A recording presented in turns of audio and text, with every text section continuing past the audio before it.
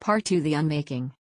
My mind became a brutal retrospective, the weaker than necessary hug he'd given her after my father's funeral, the way her eyes, usually so flat and critical, had sparkled when he told the joke, the quick, silent exits he always made when her distinctive, low ringtone sang out from her purse. I'd rationalized it as politeness, as post-grief awkwardness, as anything but this grotesque truth. I'd never put it together, not really, not until the moment I held that keycard. Instead of turning onto my street, I kept driving, the destination the address on the scrap of paper. My heart was a battering ram against my ribs, and my hands were so slick on the steering wheel I could barely grip it.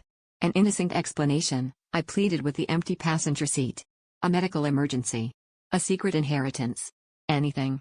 I found the hotel, a nondescript chain on the outskirts of the city, and walked into the dimly lit, beige lobby that reeked of stale coffee and industrial cleaner. They weren't even trying to hide. They were near the elevators. My husband, his hand resting with a casual, almost proprietorial weight on my mother's lower back. Her head was tipped toward him, her laughter, a sound I hadn't heard sincerely directed at me in years, a low, intimate murmur.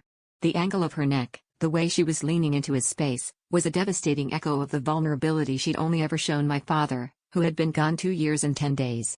When she finally looked up, alerted perhaps by the sharp intake of my breath, her face crumpled into a mask of flinching, guilty horror. But him? My husband simply turned and stared at me, his expression unnervingly calm, almost expectant.